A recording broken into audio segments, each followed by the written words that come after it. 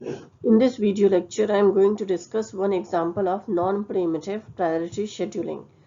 The process is non-preemptive, and it means if once the process is given CPU for its execution, it will not be forcibly terminated, and it is based on priority.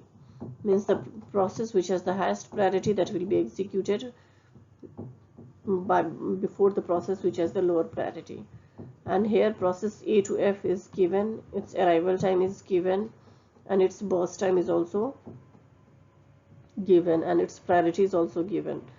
So here 1 is the highest priority and 4 has the lowest priority. So we will consider the arrival time first. C and D has arrived at the same time, and its priority is also same. So in this case, when this is the condition, then we will see the process ID.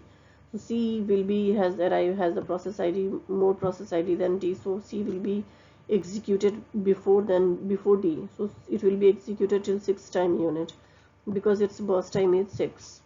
Now after this we will see process D has the more priority. So it will be executed till 2 time unit as its burst time is 2. So 6 plus 2, 8. Then after that E and F has the same priority, but arrival time of E is less than arrival time of F, so E will be executed till 5 time units. So 8 plus 5, 13. Now process F will be executed as it has more priority than the A and B process. So it has burst time of 1. So 13 plus 1, 14. Till 14 time unit it will be executed. Now B has the more priority. It has a burst time of 2. So 14 plus 2, 16. Till 16 time unit B will be executed, and A will be executed till 4 time unit because it has the burst time of 4 and it has the lowest priority. So 16 plus 4, 20. Same way we now came to know about the completion time of each process, and turnaround time is completion time minus arrival time. Completion time of process A is 20, arrival time is 3, so 20 minus 3, which is 17. Then process B completion time is 16 minus 2 is arrival time, which is 14. Then process C completion time is 6, arrival time is 0, 6 minus 0 is 6. Then again completion time of D is 8, arrival time is 0, so 8 minus 0 is 8.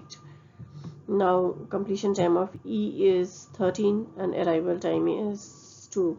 13 minus 2 is 11. And completion time of F is 14, arrival time is 3. 14 minus 3 is 11. Now we have to calculate the average turnaround time, which is nothing but the summation of all this arrival time divided by the number of process, which is 6. So 67 by 6 is 11.16 seconds, which is the turnaround time. Same way we will calculate the waiting time. So waiting time is nothing but the turnaround time. As we have found the turnaround time, we will minus the burst time from this turnaround time.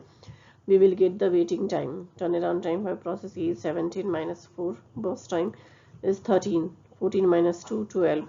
6 minus 6 is the turnaround time, and burst time is also 6 for process C. So 6 minus 6, 0. For process D, 8 minus 2, 6. 11 minus 5, 6. And turnaround time is 11, burst time is 1, 11 minus 1, 10.